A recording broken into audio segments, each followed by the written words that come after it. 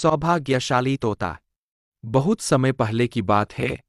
एक छोटे से गांव के पास एक सुंदर जंगल था। उस जंगल में तरह तरह के पक्षी और जानवर रहते थे। उन्हीं पक्षियों में एक अनोखा तोता भी रहता था, जिसका नाम चिरकू था। चिरकू को लोग सौभाग्यशाली तोता के नाम से जानते थे, क्योंकि जहां भी वह जाता, वहां कोई न कोई चमत्कार हो जाता या किसी की किस्मत बदल जाती।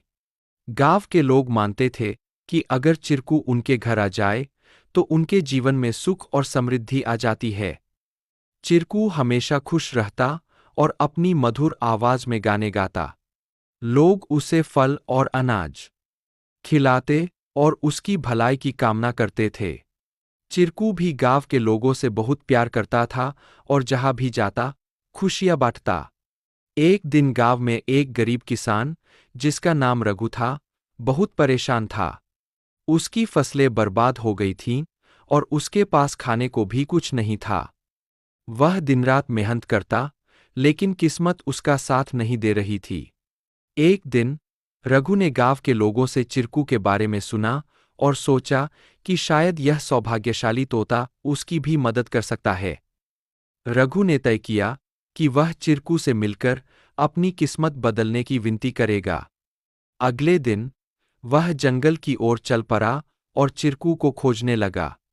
बहुत ढूंढने के बाद उसे चिरकू एक पेड़ की डाल पर बैठे हुए मिला।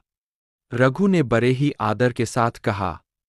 चिरकू ने रघु की बातें ध्यान से सुनी और उसकी आंखों में दया उमड़ आई। चिरकू ने अपनी चोंच में एक छोटी सी चमकती हुई पत्ती उठाई और रघु को देते हुए कहा, यह जादुई पत्ती है। इसे अपनी जेब में रख लो और जब तुम अपने खेत में काम करने जाओ तो यह पत्ती तुम्हारी किस्मत बदल देगी। रघु ने धन्यवाद कहा और वह पत्ती लेकर अपने घर लौट आया। अगले दिन वह अपने खेत में काम करने के लिए गया।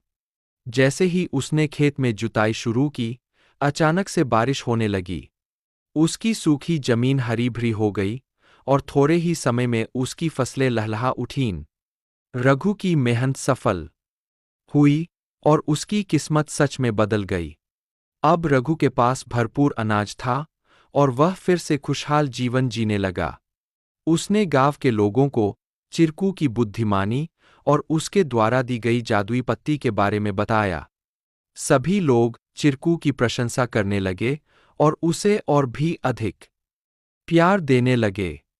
लेकिन चिरकू ने रघु को एक बात कही थी। याद रखना, यह पत्ती सिर्फ तुम्हारी मेहनत का साथ देगी। अगर तुम मेहनत करना छोड़ दोगे तो यह भी अपना जादू खो देगी। रघु ने चिरकू की बात समझ ली और कड़ी मेहनत जारी रखी। धीरे धीरे उसकी स्थिति पहले से बहुत बेहतर हो गई। वह गांव के सबसे सफल किसानों में से एक बन गया, लेकिन उसने कभी यह नहीं भूला कि उसकी सफलता में चिरकू और उसकी मेहनत का कितना बड़ा हाथ था। कहानी से सीख। इस कहानी से हमें यह सीख मिलती है कि किस्मत भी उन्हीं का साथ देती है जो खुद मेहनत करते हैं। सौभाग्य और अवसर तभी काम आते हैं जब हम अपने प्रयासों से उन्हें सही दिशा देते हैं। Please like, share and subscribe our channel to learn more.